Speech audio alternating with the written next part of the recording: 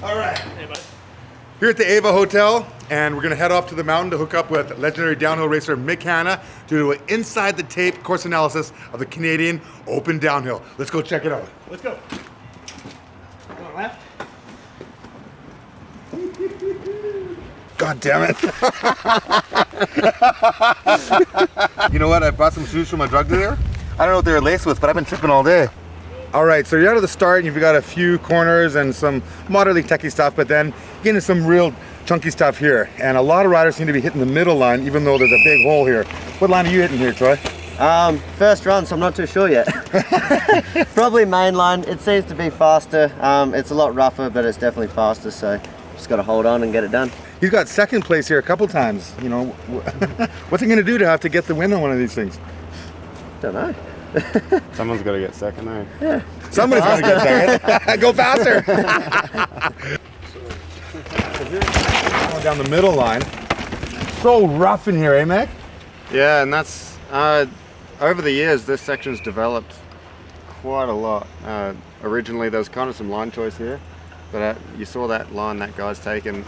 Now you kind of just have to be really on your game and carry as much speed as you can through there, because with how deep this hole particularly has gotten, it's really limited your options for setting up for the next turn. Yeah. Last year, Kenny Smith was saying that you could put some microwaves in some of these holes and it'd probably run smoother. Yeah, that probably would work, actually. Yeah. What the hell are you doing, man? I'm just getting a little pointer stick so I don't have to, you know, be inside the tape when actually the races are trying to come down. I don't want to be like that guy that was on the course when Sam Hill was racing the Garbo. You need a pointer stick. What for? Yeah, then we can just be like dipping into the outside of the tape and be like, yeah, right here is where they need to do this, and they need to put their tires here or there, but definitely not here. If you knew so much about what they needed to do, why aren't you in there? Oh, because I'm slow. What makes a good pointer stick? Or you just got to see how much it makes Tippie squeal. The louder the better. Wood no good, baby. Wood no good. So fairly innocent little rock here, but it's quite tricky because it's blind, eh? Yeah, you come flying down here, it's quite high speed. You've got an off-camber rock, and then over this rock roll, it's quite difficult the first few runs particularly to line up exactly where you need to hit this bridge. So that's always one point that takes me a couple of runs to get dialed. Mainly the high speed. If you're cruising over here slow, it's quite easy, but at race speed, it's quite a challenge.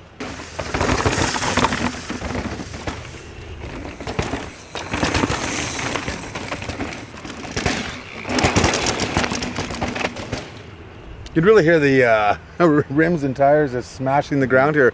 Pretty innocent looking, but you know, when you're going race speed, you're really smashing the ground here. Yes, wants to eat up nicely. Good day, nice and dusty, which is a bit of fun. Yeah. Mm-hmm. You like that? I love it, eh? How do you? What kind of game plan do you have for this track? I don't know, it's my first run down it actually, so I'm just looking at lines at the moment, but it's pretty much the same as the last year's racing here, so I think just everyone's going faster and faster on it each year, so just look for some fast, smooth lines, and if there are any, and yeah, just hold it open and see what happens. Ciao Bella. Ciao Bella. Later, Brett. This is where you start letting it go? I've never seen you take your finger off the brake. Did you hear about the guy that was addicted to brake fluid? He says he can stop anytime. She almost laughed, Tippie. I know, I get a murmur. I'll take a murmur.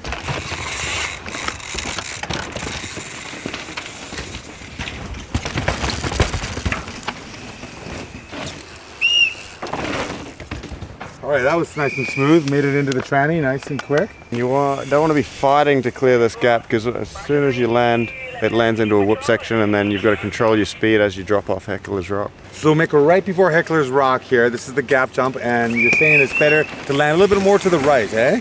Yeah, because that's just sets you up a bit wider here, and then you can straighten up a little bit over those whoops, so you can get some good controlled braking as you set up for the drop off of Hecklers Rock. What was it like coming down here and having Hecklers Rock with all these people shirtless, just partying, giving her and screaming at the top of their lungs? It must have been kind of distracting, or not? I mean, that hill over there was just covered in people half naked, screaming, downing beers, and it was actually, for a few years, it was quite a good atmosphere and good culture, but it just kind of got a lot of disrespectful people started to come, and A lot of people that were mountain bikers are showing up Yeah. and just kind of throwing cans of beer I- racers and I mean, stuff. I and- came through here the last year that it was allowed, that people were allowed here. I came through here and there's just cans everywhere, and it was actually becoming a safety hazard for the riders. Yeah.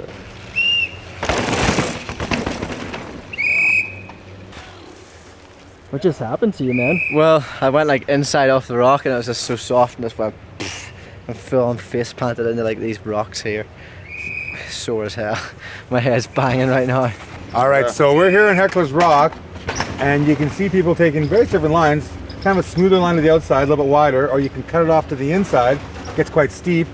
We saw Jacob Dixon go down, and he took it too inside, and then had to turn through that powder down there. That powder can catch you on the outrun, eh? Yeah, well, this Jacob's landed, he's done the drop really well, but then there's a line on the next turn that he was trying to set up for. So once he got his wheels on the ground, he's tried to just carve that turn a little bit too tight, and it's just the front wheel's giving away on him. Yeah. Luckily, it's soft enough there, and he took quite a hard hit, but I think he'll be okay. Yeah, it's hard when it's dry and dusty like this. It slows down the general pace of the course, and if the riders are used to it being at a certain pace and then it slows down a little bit, that kind of makes you feel like you're the one that's going slow, and then they start to push a little bit through their limit, and that's Make when mistakes. That's when mistakes can happen. Yeah. Now, Troy Brosnan had an interesting line. He came down here and went right straight beside the tape and missed all the bumps, and then did a sharp corner. Yeah, Troy came through here quite clean, and as we've seen each time he's come through, at the moment I'd have to say, stop.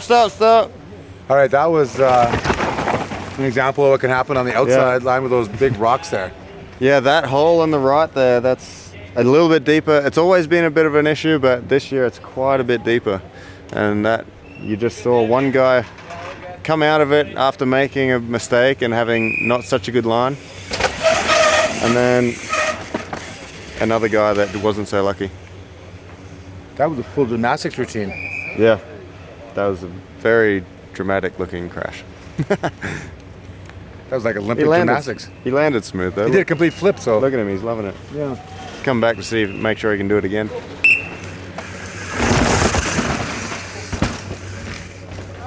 That was sweet. Good job, Connor.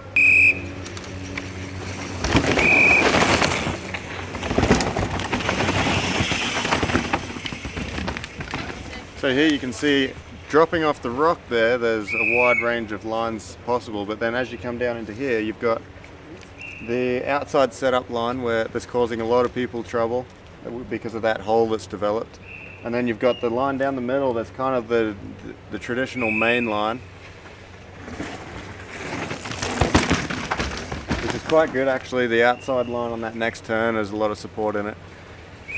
But then there's also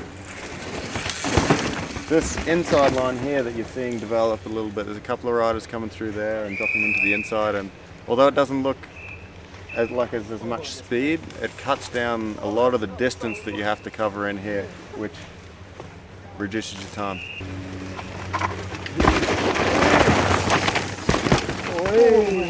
Close. Smooth. Having a look. Not sure. Not bad. Nice. Oh, shit. Living on the edge. Hey, hang on to it, Skip. I want to end up inside, I think. So you're gonna go wide, hit the V, the middle, and then cut to the inside. Yeah, And just this get turn. in that V where the water would run. Yeah. Like right where he is, and then go inside. Well, you split the difference. Flow like water. Vata, yeah, follow, yeah, go where the water flows in the In the in the powder. sand pit. Oh, that was close. You okay? Anyway.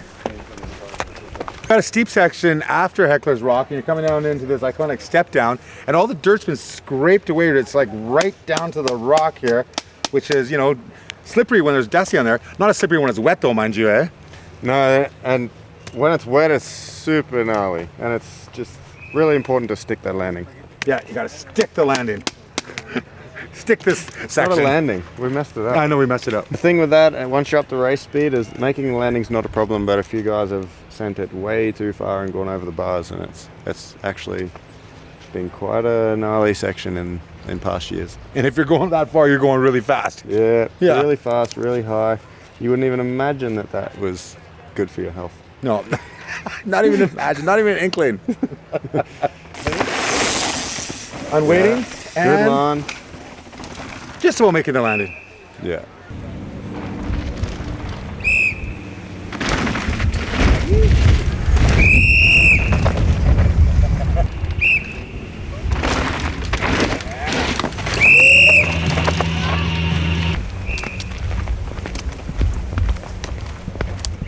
This is no joke. I was on the phone booking my dental appointment, and the lady's like, "That'll be 2:30 Wednesday." I was like, 2:30. "Do you know?" No, my 2:30. I was like, "That's ironic, isn't it?" And How she's just perfect is like, "See you Wednesday." Didn't straight up. If I worked in a dental office, 2:30 would be my favorite appointment. All right, so here we got the step down under the chair, and you know, you've got some people, like I see, coming a little bit close to us, which is, like you say, unsettling. Where do you want to be on this one? Well, that guy's just landed right in this hole here, which you can see either side of that there's smooth lines, but it's a really blind jump, so it's hard to line up. And you can see here, you come over and see that you're going to land there. I'm sure that is going to be an unsettling feeling, but for me, I prefer to land a little bit to the right, and that gives you a nice, straight, solid braking zone into the next turn. Bangers for days. Bang, bang, bang. Landed right in the hole.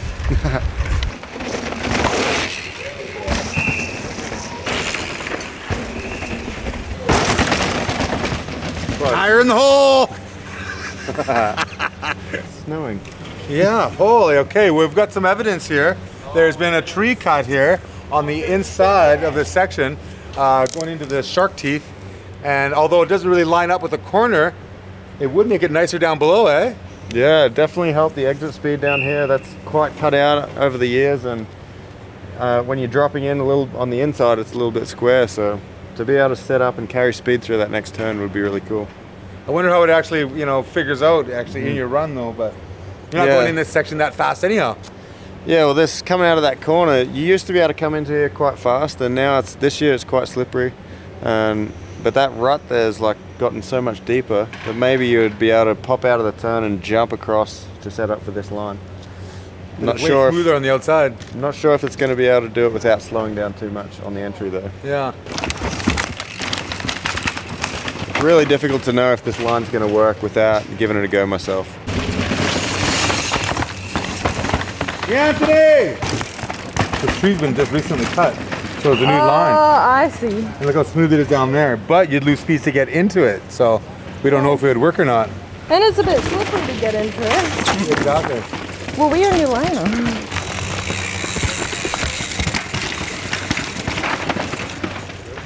Pretty smooth.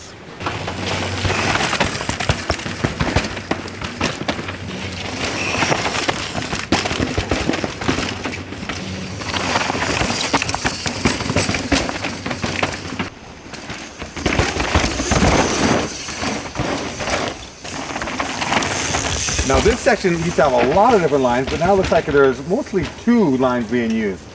Yeah, and you can see down further, this is actually just the first half of this section that you can see.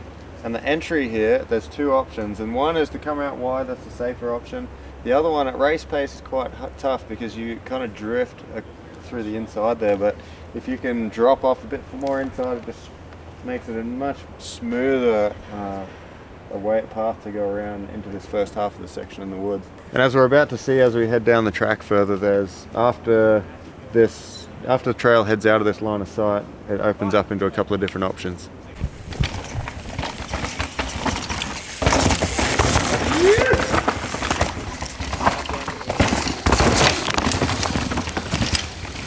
Oh, that was a totally different line. He totally cut up inside there. While the first guy went pretty wide. My line of choice is to just let it go down here. Don't worry about any of the setup and use the berm that has over the years built up down the bottom. Yeah. And then what you saw Kirk just do then is he's kind of backed off a little bit here, taken a little bit of time to set up in this turn, and then he's just shot straight across the off camber, which on the exit is quite good. But on the entry, you lose a little bit of time. Yeah. Interesting. I wonder, it'd be interesting to time every little section and know, eh? Mm-hmm. Back in the day, Nicholas Voyer used to time every 10% of the course, I heard.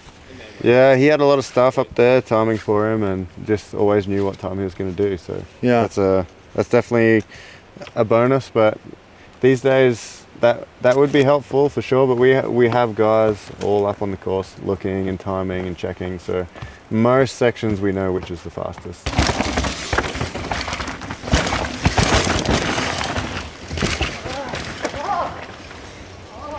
So what about there? See, he got caught up. Yeah, and we just saw someone kind of get offline through that off camera, and that's the risk of hitting this line and trying to cut across there. Kirk hit it quite nicely.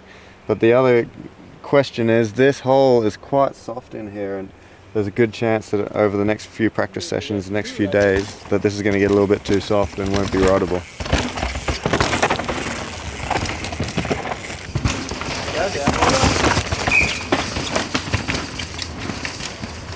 A steep chute here that hopefully, I guess you want to do the inside line, but it pulls you to the outside, doesn't it? Yeah, definitely. It's a bit off camber, and there's actually a bit of angle on the rock ledges in there that just generally push you to the left, and you want to stay right as much as you can. And then the most important thing here is the exit speed. This is the exit speed that enters onto the jump section and the road gap in the boneyard. Oh, first! She set up nice for that, and then kept it inside perfect nice. setup, controlled her speed here, and she had the correct line to get the maximum exit speed. That was a really good line. Those Hannahs. Those Hannahs. Those Hannahs. The little one, anyway. Yeah. Where's my stick? It's right there. Camouflaged. I can't find it. I can't find it. All right, so after you do that steep chute and hopefully have good exit speed, you're gonna have enough speed to boost these jumps on the motorway here with the road gap and hopefully keep your momentum before you have to get on the pedals hard to keep your momentum. But we are in the open now, so there's some wind here, and that's going to deal with things quite a bit. Yeah, we've just come through all the wood section up there, and in the woods you're really well protected and don't really get to feel the wind. So as you're exiting the woods, the technique I use is to look ahead, check out the tape, see which way it's going, and kind of adjust accordingly so that I'm not flying off the lip and getting surprised by a gust of wind. Thank you for checking out Inside the Tape with Mick Hannah. Good luck coming back from an injury. Have fun on Sunday racing anyways. Thanks, it's one of my favorite races of the year, and I don't have too high of expectations, but just excited to be in the show. Right on. Hope you learned something, had a good time. We did, and we will see you on Sunday at the Canadian Open Dental presented by IXS. Thanks for checking it out. Ow! What are you gonna do with these sticks now? I don't know. We can't leave them on the course. No, it's that's the wrong kind of stick in the landing. Maybe someone wants to go fishing or something, or roast some marshmallows. We gotta find someone with a campfire. We can get some marshmallows. Fishing for a media squid here. Yeah, meaty squid.